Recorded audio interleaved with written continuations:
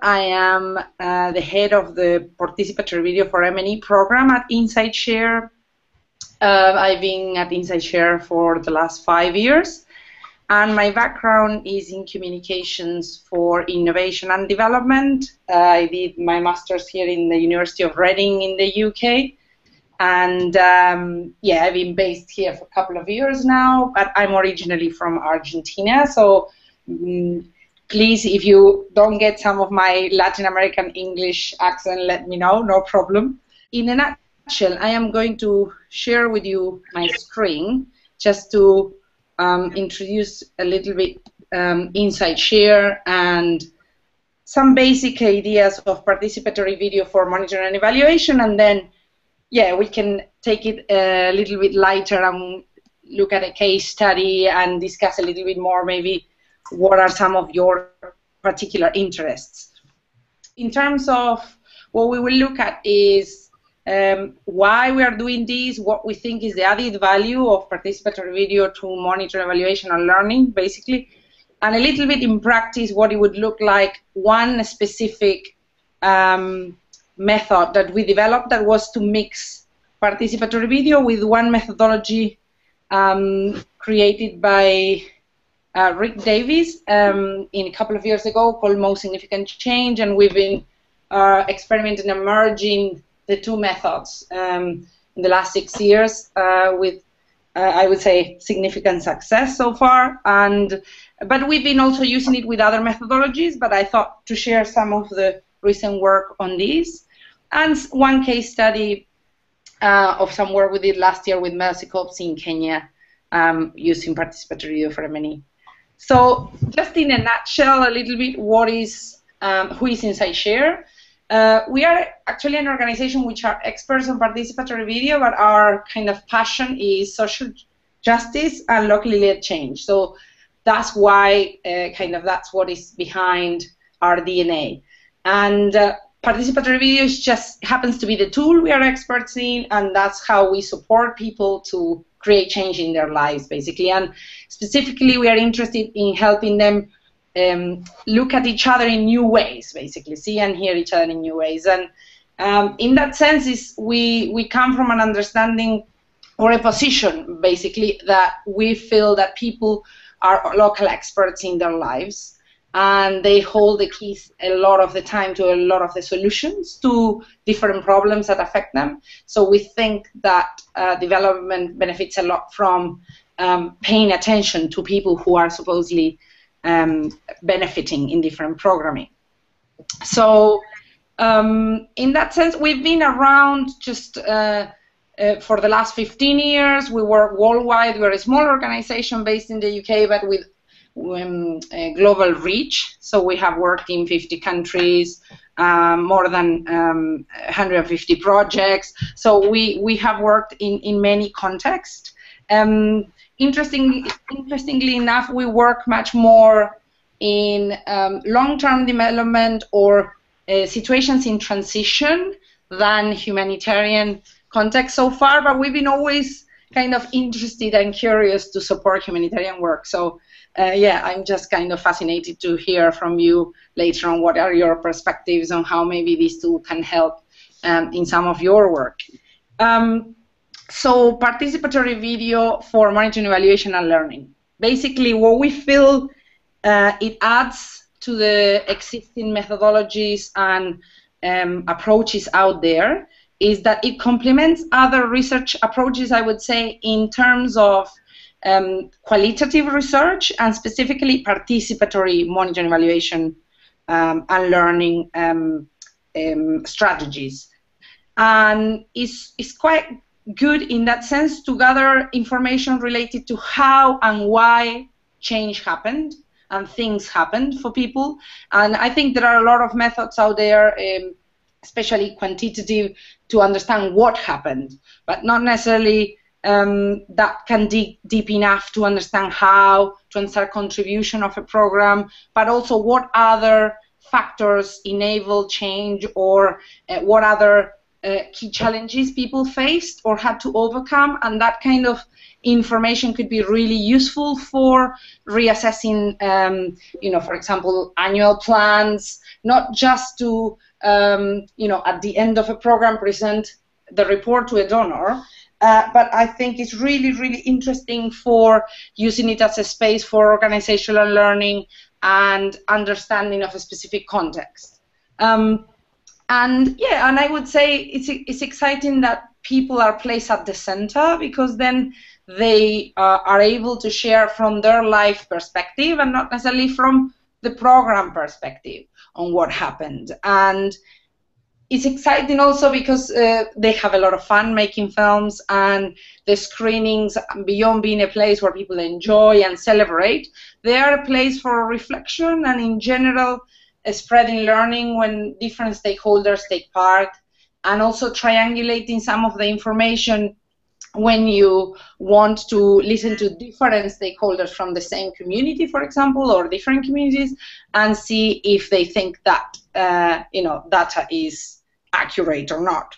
And I would say the last thing is that really interesting. You can do 3 things in one go.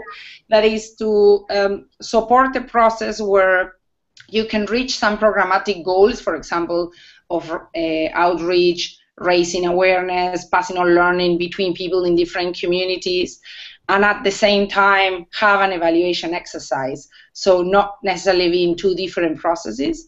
And then if people provide consent for their videos to be shared outside the organization or their community, then obviously it can be a powerful communication tool also to share with outside audiences. In terms of practically what it could look like, mixing both participatory video and most significant change in a project, basically what we do is to bring together a group of people, generally no more than 12 or 15, and you can replicate this exercise as many times as you need to get to the sample that you need in a specific occasion. And basically people would share the first time orally just what have been the most significant changes in their lives in relation to a specific topic or a specific project, and they will share orally to create a safe space first. And after they shared, they would create as a group a specific criteria that they think is shared by all of them in terms of their values of what they think is significant, because obviously each person or each community can consider significance something different, and I think that's the beauty of most significant change. So they would decide what significant means to them, and then based on that they will select one of those stories. So in a normal most significant change process, everything would be done in a written format, and people basically, then mostly staff and other stakeholders, may read those stories, but the amount of people who get access to those stories is limited.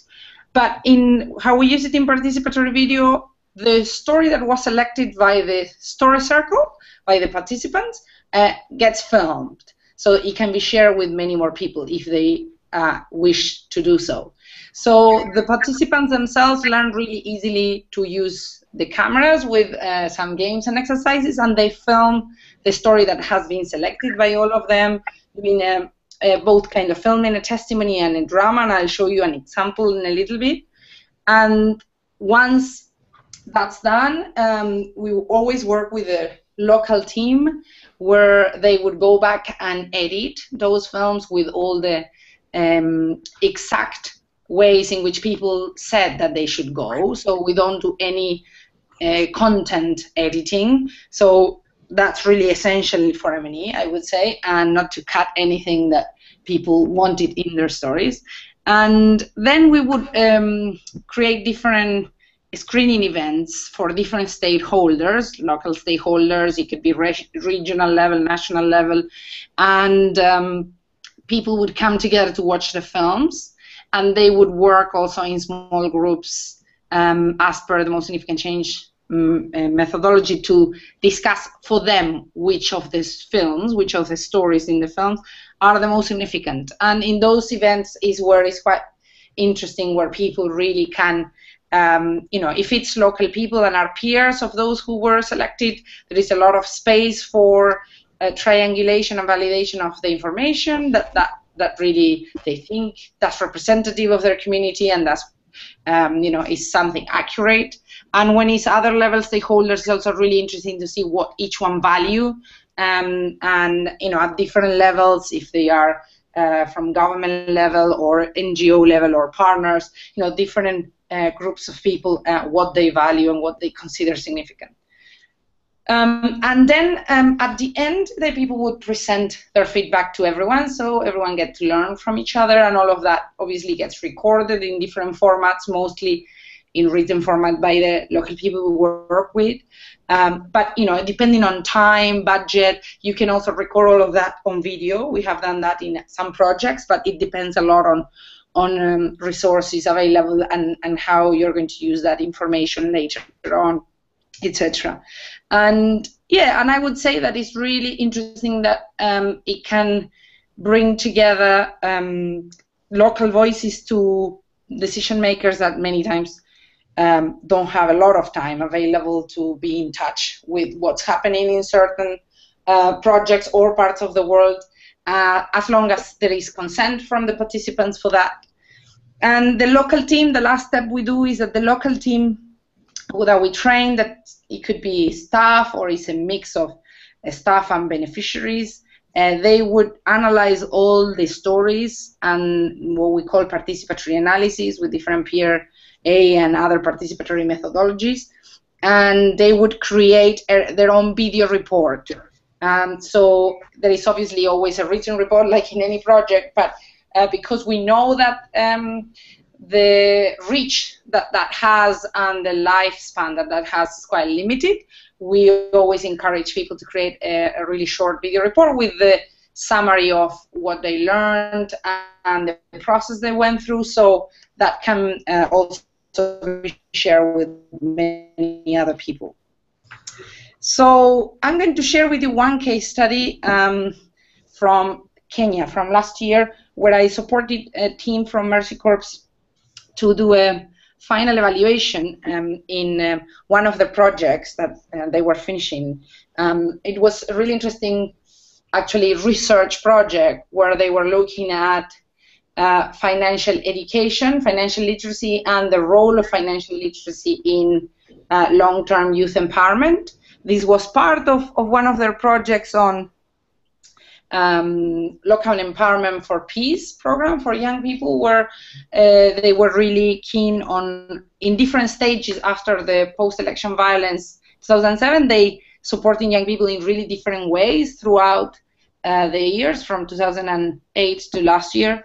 And at this last stage, it was really interesting. It was focusing a lot on long-term access to or employment or creating their own businesses, which from conversations with some of the staff was really interesting to see that how that had kind of a strong effect in some of the causes of the conflict, much more than tribal issues or land rights, basically. So it was quite an exciting process where over 16 days we supported 10 trainees, which were a mix of community members who played a leading role in the programs, which were all young people, so young men and women, and some staff from Mercy Corps in Kenya, where they came together for those 16 days to run what we call this participatory video evaluation.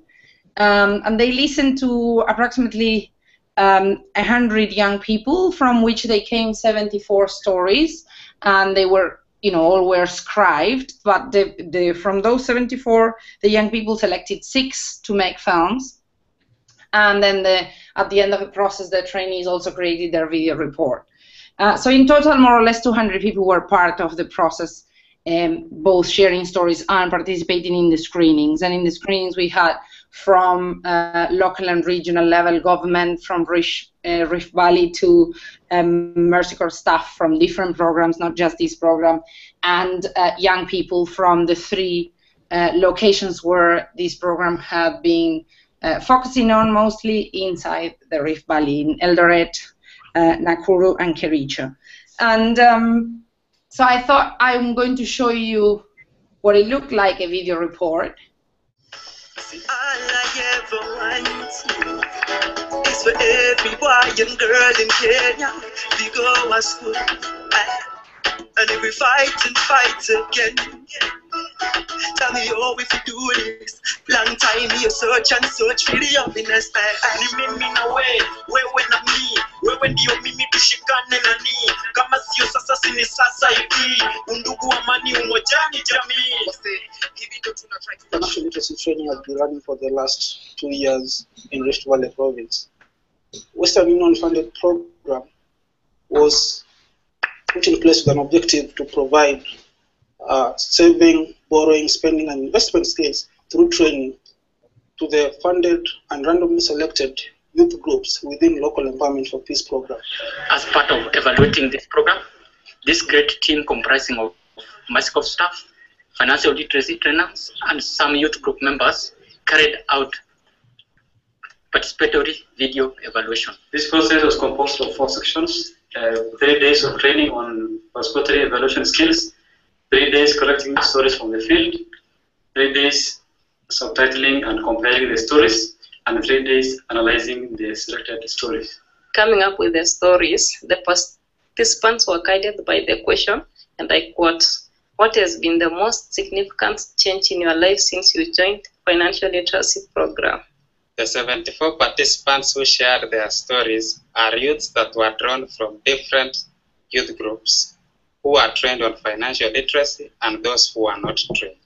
The stories were collected from individuals who belong to youth groups in Eldoret, Kericho, and Nakuru regions. The collection of these stories was done on 1st, 2nd, and 3rd of June 2013. In 2 groups of male and female, and in responding to the most significant change question, the participants shared their stories and selected the most significant one of them. They themselves acted, filmed, and gave consent to share their videos widely. We took notes of all the 74 stories that were told from the field. This means that all the participants' stories will be used in data analysis, irrespective of whether they were selected or not. Then we got down to editing, and as we were editing, we ensured that we didn't delete or add anything to the stories. The stories are as fresh and as raw as they were selected from the field. On 10th of June, we invited the storytellers and the youth from Eldoret, Nakuru, and Kericho regions, where at a venue that was selected in Eldoret, where they wrote the 6 filmed stories. While divided in 6 groups, the youth selected the story the most significant change per group as per the criteria that did come up with. The most significant changes that came out very clearly from the 74 stories were that the youth are now self-employed, they are saving and investing their money, and are utilizing land as a resource. From the analysis, the things that helped them change are financial skills, support from family and friends, being in a youth group, and savings. It emerged from the stories that the greatest hindrance to financial success is unwise spending. Others mentioned were lack of savings, stereotypes and beliefs, family challenges, and personal behavior. And now for learning. The main changes mentioned by the storytellers in order of significance: self-employment, savings, investment, and land usability.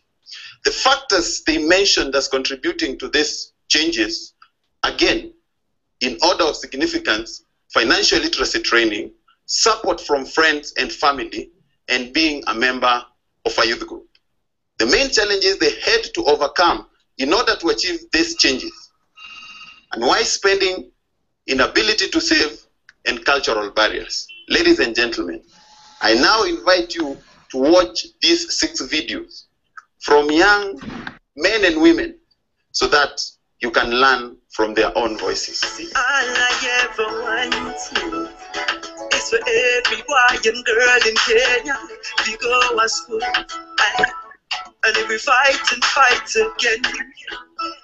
Tell me how if you do this. Long time you search and search for the happiness there. And me na wewe na mi, wewe ndio mimi, tushikane na ni kama sio sasa sini sasa hivi, undugu amani umojani jamii. Wase, hivi ndo tuna try kuwa show. Si kila mtu anaweza kuwa preso. No matter the outcome, after March 4 we should hold hands and march forward. So the story is the story of Matthew Yegon, basically. There were 6 stories, 3 from young men and 3 from young women, and this one has been repeatedly selected both by young people and other government and Mercy Corps staff stakeholders as the most significant one. See, all I ever want is for every boy and girl in Kenya. We go to school, and if we fight and fight again. Tell me how if you do this. Long time you search and search for the happiness there. Ni mimi na wewe na mi, wewe ndio mimi, tushikane na ni kama sio sasa sini sasa hivi, undugu amani umojani jamii. Hivi ndo tuna try kuwa show. My name is Yegon Matthew. I'm coming from Czechoslovakia United Youth Group. After I was being told by the Mercy Corps, nilipata kujua vitu mingi. My life really changed from that day. After I completed my high school, nilikuwa nakaa nyumbani, nilikuwa naenda lunch, naulizia wazazi wapi chakula, alafu nakula. And then after I finished lunch, nilikuwa naenda nje kusurura. After sasa Mercy Corps walipokuja na training yao, ndipo sasa nikapata ufahamu kuwa there is need for me to work as a man so that I can earn a living in the society. So nilipopata sasa hiyo knowledge, nilienda nyumbani nikaambia wazazi unisaidie sasa na anything. Juu tulikuwa na kipande ya duka na hoteli, so hatukuwa tumeanza, haikuwa inatumika. So niliomba wazazi wanisaidie na hiyo kipanda, wakakubaliana na mimi. After sasa Mercy Corps kukuja, tuli apply for some loan in some funds. So tulipopata hiyo funds, tulikuwa tunabidi to fence the school compound, our school compound. So in that process or mode, we were able to be given each and every member some amount of money as a labor or casual work. So tulipopata hiyo pesa, ndio nikatumia hiyo pesa nikaanzia biashara.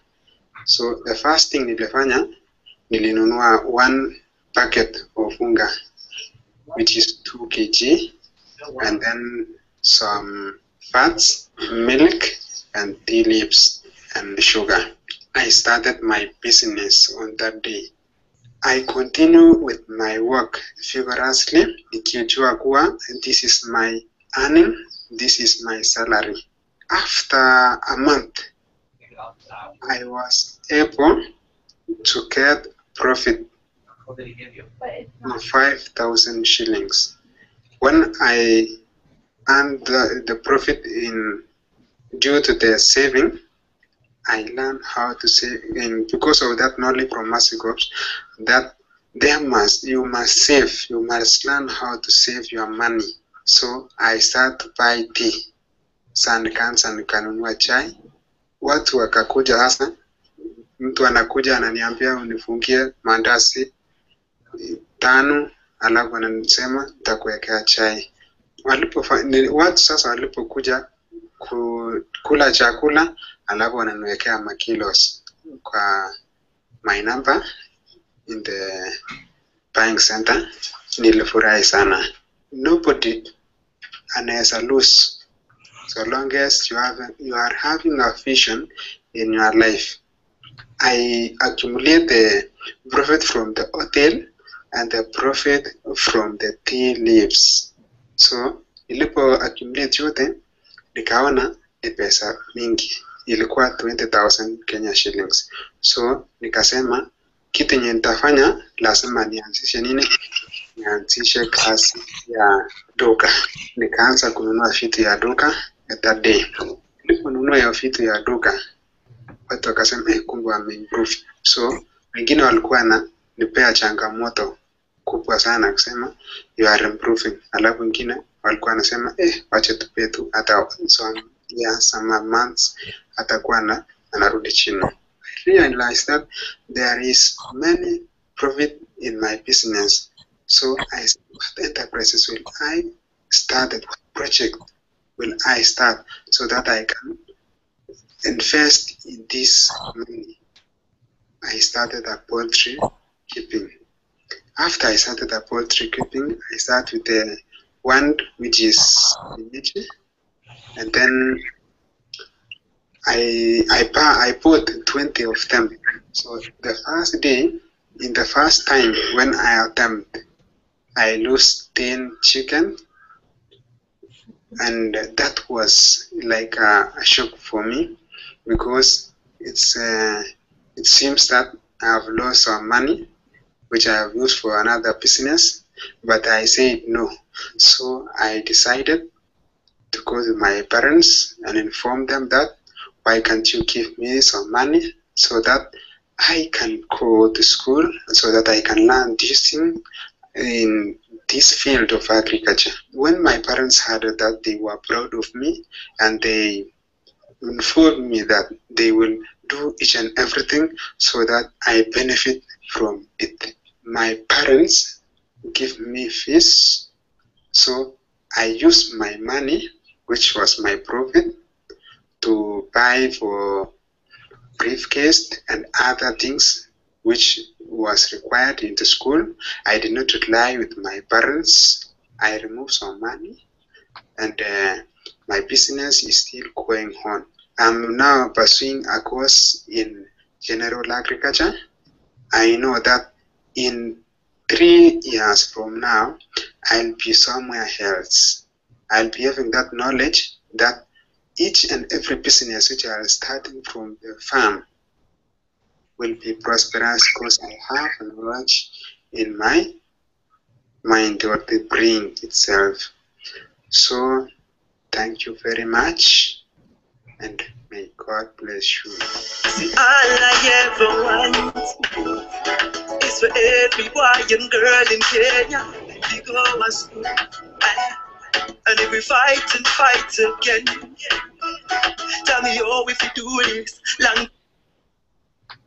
Yeah, basically, I think that the power of using participatory video specifically for monitoring and evaluations is that it creates a safe space for people where they can tell the stories of their lives, basically, and the focus is not necessarily just on the programs, but it's on how change happens and how social change happens, and then looking at contribution. And it creates a space for growing critical consciousness and trust among people. So it has a lot of ripple effects in the core group that works together as local evaluation team, the trainees, but also with the different groups of people that participate in sharing their stories and in participating also in the screening events. And I just came back from Moldova 4 days ago from doing an evaluation there as part of a global evaluation from UN Women, and this was one case study with using participatory video to go in depth, because it had been a really unique process in Moldova, and other countries wanted to learn from them. And yeah, at the beginning, some of the program coordinators were afraid and were saying, look, you know, despite all the years that we've been in independent countries, still people are not really used to coming together and, you know, getting together in community spaces. It's still a little bit the culture of the Soviet times. So they were a bit afraid if people were going to be keen to share and to be part of this. And it has been a tremendous experience, really, and this was about women's economic empowerment, but an experience where everyone kind of learned from each other, and people shared a lot and valued a lot, having a chance to listen to your neighbors. Sometimes that you don't get a chance to do that often, and they were telling us, we live in this village for how many decades, and I didn't know these things about my neighbors. So yeah, just to say, it does create that safe space and that trust among people, and I think that's kind of the key of it. And the other important point is that through that process, then people get empowered and really can express themselves as they want. And I think that's really interesting when you want to look at contribution and really what was the role of a program in changing people's lives. And the process of the screenings and the iteration on participatory approaches creates this space where you can triangulate, validate data, see if this is representative or not, even if it's one specific location and you're not looking at being representative in the country. Anyway, it's just important to do that process. And I would say that also it gives a space for really bringing in a rights-based approach and downward accountability to monitoring and evaluation, which that's always not necessarily so simple, and it tends to be more monitoring and evaluation that is donor-driven, and this is really looking at listening to people and also responding to their needs, and looking at also unexpected change or unintended consequences also of programming, which I think is really important in development. So that's about it. I think it would be great now if we can continue the conversation on a Q&A session, and here you have my email and also Twitter, and obviously I'm happy to be in touch afterwards. I think that my first reaction is, as a communication professional myself and having done videos, photography, storytelling, whatever, I feel like in the process of doing an evaluation and using this and letting what are called beneficiaries, which I don't like that term so much, but community members tell their own stories, my first reaction is let go of perfection of final product. Yes. So like, let's not be editing too much, making it perfect. It's their choice, their music, it's not a perfect video. So it's like stepping back for me from the role of, oh my God, how can this go on air type of thing. And okay, this is what they want, this is how, it's, and then this brings me to, wow, doing this in 16 days and training the people on the ground to do the filming themselves, to keep the camera steady, to maybe put captions. This is a lot of work, and so I don't know if any of them had this type of training before, or it's all in the 16 days that they learned it. So that's one question. Yeah. Okay. I could go for that first, then if you want. And yeah, it's quite a lot of work, but I would say because participatory video, as I said before, that's our expertise, and we not just practice it in M&E, we practice it in community-led advocacy. We work a lot also on sharing of innovations between people and research in many other fields. And in that sense, what is the beauty of participatory video, the way we practice it, is that we, in really simple ways, we support people to learn how to use equipment and basic audiovisual skills with games and exercises, which is quite fast. So right. That's not something that takes so long. I would say in terms of the core team that are those 16 days together, yeah, some of them may have some computer literacy skills, although we have working cases where people have never touched a computer, but that's the kind of their highest peak in terms of learning any technical aspects when they have to edit the films, and depending on their skills, if they're fast enough, they do all the subtitling themselves. If not, we support them on that, but at least they do all the cutting and respecting people's decisions in terms of what the story should look like. And yeah, I would say the letting go of perfection, that's kind of with any work on participatory video, is about people's video. That's what we call it. and it's what they choose to do. And then obviously, if you need to create a product for a Western audience that has to, you have a tailored screening for decision makers in the US or some other place, we do a level of post-production, not cutting any content, but polishing, for those audiences which are used to watching certain style of videos with people's permission. But yeah, that's kind of a different process where when it's needed for that project, we can do that. But what it comes out of the field is in a basic format that is watchable, but is obviously not what we are used to in video consumption, basically in Western audiences. One thing that I noticed is because it is the participants know it's an evaluation by Mercy Corps of a Mercy Corps savings and loans type of compensation.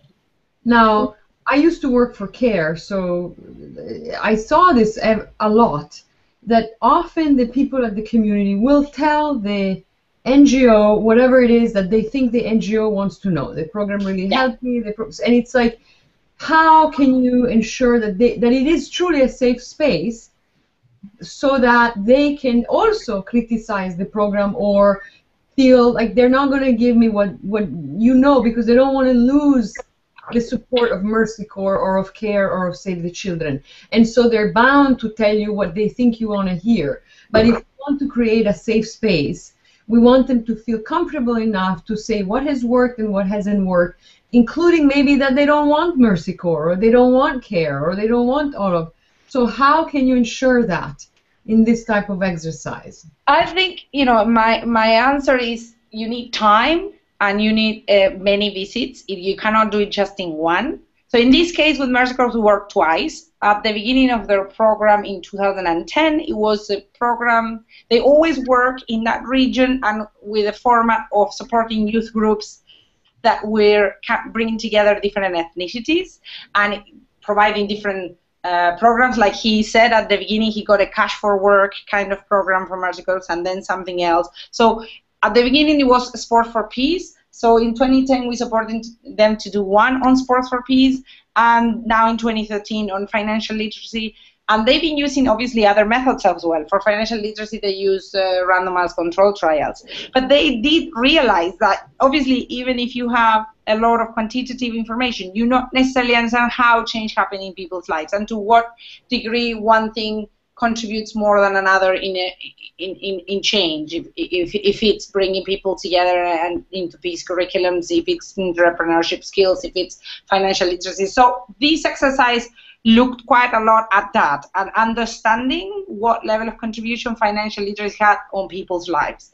But just to give you another example where we supported an organization longer term, we work with BRAC and Population Council, BRAC in Uganda and Population Council in Guatemala, some years ago to support them over 1 year to listen in different times in different moments of that year, adolescent girls from their programs where they were supporting in different programming. In Uganda, in BRAC, that was on mostly girls' economic empowerment, but in Guatemala, it was more looking at life skills and also health rights. And the visiting of regularly or the same place many times or different communities to validate open up after the first time where people say definitely everything is lovely and nothing needs to be changed because you have that pressure that the dependency relationship that exists in development, that you can cross that and they can understand that you really want to learn. But I do think it's a lot about the organization showing that and then respecting and reacting towards any learning that people give you. Like, yeah, this has been great, but this could be done better in this way. And a lot of young girls suggested changes in both countries to the way programs should work. And because this was over a long period of time, the staff in both organizations were really keen to learn and they really put into practice the learning. And actually video really worked as a downward accountability process where they said, look, it's not on paper that someone can put it on a box and ignore it. It's on video. We need to respond to this. So in a positive way, it put pressure into the staff So I do think it can be really successful to be used for that, but you have to have an organizational learning culture that supports that and is not you know, suppressing that and making staff feel under pressure and I'm going to lose my job or will lose funding. And that's you know, I think is not something that is only related to one program, but is how you get support not just from headquarters but in each context of each country office. And in those offices they were really keen to learn and their headquarters were supporting. So, you know, that was a really interesting exercise. But, you know, I do think it's not exclusively related to this method. Is kind of a bigger conversation. And I would say what participatory video can add is to you know, letting people speak in their own terms and not kind of putting words in people's mouths. And you know, a lot of people may watch a video and say, oh, but he said he received training instead of saying he received rice-based approach training. And, you know, that's how people speak. You can't, you know, put development buzzwords in people's mouths. So I think that's the beauty of it, in my way, in my perspective, is that how genuine can be the stories, how people speak. And obviously there is no script. The way we work in participatory video is to avoid people who are illiterate to feel excluded. We do only a storyboard where people have to plan the scenes and you know, some of the things they want to include in the film, not to obviously film hours of footage. But other than that, there is no script. People sit there and record it and they watch it back to see if they are happy. We discuss consent and, you know, a lot of things in terms of if they want anything out or if they want to refilm it. But there is no scribing of anything they do in the drama or in the testimony. So I think that's also a really important part of it. Thank you. Cool. I have a question. Yeah. So it was really helpful to hear you talk about this process of, you know, building a relationship and building trust with the community over a period of time, right? So they understand the process and they start being more honest. But I'm curious, in your experience, has there been a community or a culture or a context where you felt like participatory video just wasn't the right tool for whatever reason? In my personal experience, I've been lucky, I guess, that wherever I've been, I work yeah, quite a lot in Latin America, some countries in Africa and in Asia, and in South and Eastern Europe. And I haven't experienced that. But we have worked in contexts where, and I think that could be interesting from some of the interests of some of your colleagues, where it is not necessarily a context where citizens feel safe talking about issues that they can be reprimanded on. And so they don't feel a kind of, I wouldn't say it's not necessarily, it can happen in a democracy as well, but I would say in any context where people don't feel safe to talk in an overt manner. And that's kind of the essence of participatory video. We don't do covert video. I think you did one of your Google Hangouts with Witness, and I think they are experts on, you know, video, which is much more about denouncing human rights violations and doing it undercover. And, you know, I think there is a space for that, but participatory video completely works on a transparent space where it can create dialogue among different groups. And that has to be part of it. You can basically make someone anonymous if they choose that and maybe don't show their face and show drama and just their voice. But that person has to be happy to use their voice. You know, it cannot be 100% completely anonymized. And that, I think, is the one thing you have to think about if you want to use participatory video. But it also could be that person may not want maybe the local government or their neighbors to watch their videos, but they do really want to do that process because beyond being a process that is empowering in itself for the group that goes through it, they want to get their message across to someone else abroad. Mm-hmm. Or the other way around, or they may not want someone abroad to watch it, but they really are keen that their local government listens to them. So it is about understanding if it's an appropriate tool to create this you know, to bridge this gap between two different groups, and if it's safe enough for people to, you know, to do it in a way that they are not anonymized. Thanks so much for your time as well, and all of you to join in, and I hope you enjoy it.